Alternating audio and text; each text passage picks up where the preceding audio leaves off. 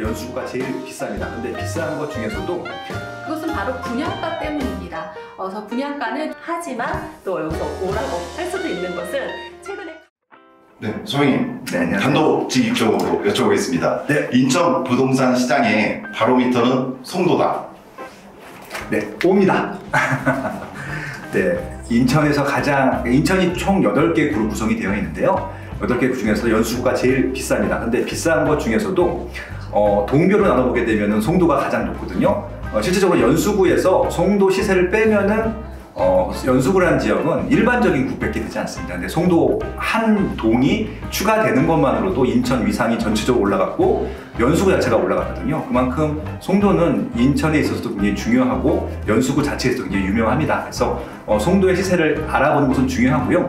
왜 중요하냐면요, 인천의 상한선이기 때문에 그렇습니다.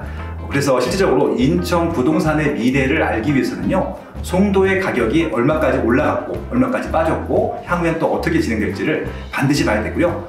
송도 가격을 기준으로 다른 지역의 시세들이 책정이 된다, 정해진다, 이렇게 생각하시면 되겠습니다.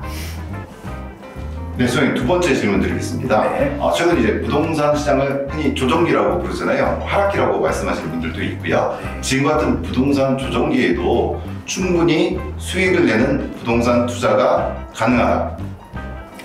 옵니다. 오 맞죠? 네. 솔직히 2021년도는 전국이 다 오르는 폭등장이었거든요. 그때 오히려 저희가 좀 더 답답했습니다. 실질적으로 조정기가 오고 하락기가 와야지 좋은 물건들을 저렴한 가격에 살 수 있는 기회가 생기는 것들이거든요. 다행히 인천의 송도 같은 경우도 2022년도에 단기간에 굉장히 많은 시세 하락이 있었거든요. 그래서 지금은 적정 가격인지 아닌지만 판단해서 바로 매수할 수 있는 물건들이 굉장히. 네, 대표님, 송도가 흔히 인천의 강남이라 불리잖아요. 그래서 아파트 가격이 상당히 비싼데 최근에 이제 조정기 거치면서 좀 싸졌어요. 지금 현재 송도에 자기 자산 2억을 투자해서 들어갈 만한 아파트가 있을까요? 있습니다. 최근에 제가 송도 부동산을 임장을 많이 다녔는데요. 집값이 조금 하락이 돼서 사실 특례 보금자리가 대출되는 아파트들이 있더라고요.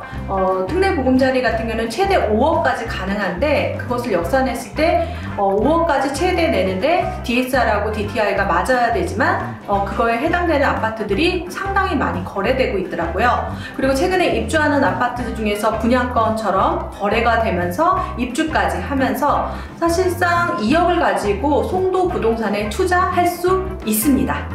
네, 두 번째 질문 드릴게요. 사실 집을 구매하는 건 크게 두 가지라고 볼 수 있는데요. 청약을 통해서 신축 아파트에 이제 입주하는 게 있고요. 또 하나 이제 기존에 있는 구축 아파트를 갖다 매매하는 경우가 있는데, 지금 송도 같은 경우에는 분양을 받아서 입주하는 것이 더 수익 실현에서 낫다. 오. 예전에는 O였는데요. 최근에 X가 될 수도 있습니다. 그것은 분양가 때문인데요. 최근에 분양했던 아파트가 사실 미계약, 미분양까지 가다가 계약 취소까지 난 아파트가 있는데요. 그것은 바로 분양가 때문입니다. 그래서 분양가는 주변 시세보다 저렴해야 되는데 송도 국제신도시 같은 경우에는 분양가 상한제 지역이 아니면서 택지지구입니다. 분양가를 높일 수 있는 요소도 있거든요. 그래서 사실 높게 나온다면 이익 실현이 없고 그거 주변 시세보다 싸다면 이익 실현이 있겠죠. 이 분양가에 대해서는 제가 강의 시간에 가이드라인을 주겠습니다.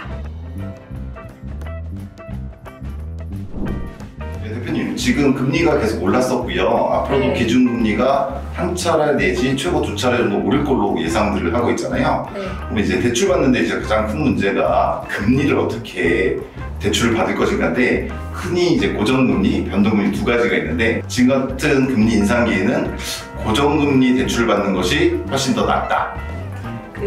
OX로만 답을 해야 된다라고 하면 일단 X입니다.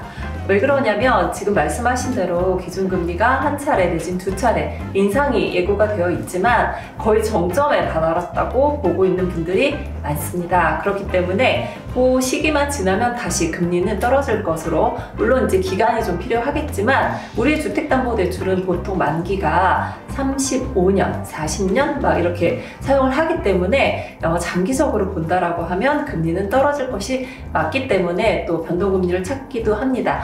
하지만 또 여기서 뭐라고 할 수도 있는 것은 최근에 가장 많이 판매된 것이 바로 특례 보금자리론이거든요. 그래서 특례 보금자리론은 만기 고정금리입니다. 그래서 지금 저렴한 특례 보금자리론을 이용하시다가 혹시라도 금리가 떨어지면 중도사원 수수료가 없는 상품이 특례 보금자리론이거든요. 그래서 그거를 이용하시면 최고의 상품이 되지 않을까라는 생각이 들고 있고요. 특례 보금자리론은 정말 많은 분들이 관심을 갖는 상품이기 때문에 제가 자세하게 설명을 해드리겠습니다.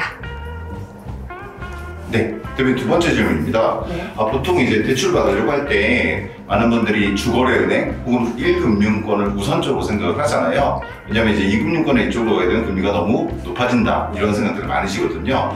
그래서 질문드립니다. 주거래은행 혹은 1금융권이 가장 대출 금리가 낮다. X입니다. 네, 너무나 X인데요. 왜 그러냐면 주거래 은행이 대부분 많이 가거든요. 근데 주거래 은행에 갔는데 하필이면 그 은행은 별로 지금 영업을 하고 싶지 않은 시기일 수 있어요. 그럴 때는 금리가 너무 높을 수도 있거든요. 그런데 내가 주거래 은행이라는 막연한 믿음으로 여기가 가장 쌀 거야 라고 실행을 하면 나중에 반드시 후회를 합니다. 그래서 여러 가지 은행이라든지 조건을 살펴보는 게 가장 좋고요. 그리고 2금융권이라고 해서 보험사 대출도 많이 있는데 이제 많은 분들이 오해를 하는 것 중에 하나가 2금융권으로 가면 금리가 상당히 높을 것이다. 나의 신용이 떨어질 것이다. 이런 고민들을 많이 하시는데 실제로 시행을 해보면 그렇지 않은 경우가 더 많습니다. 오히려 더 간단해서 좋아요 라고 하시는 분들도 있는데 그거는 이제 본인들 선택이긴 해요. 하지만 이 금융권의 장점이 또 있기 때문에 예를 들면 이 금융권은 지금같이 금리가 올라가는 시기에 금리를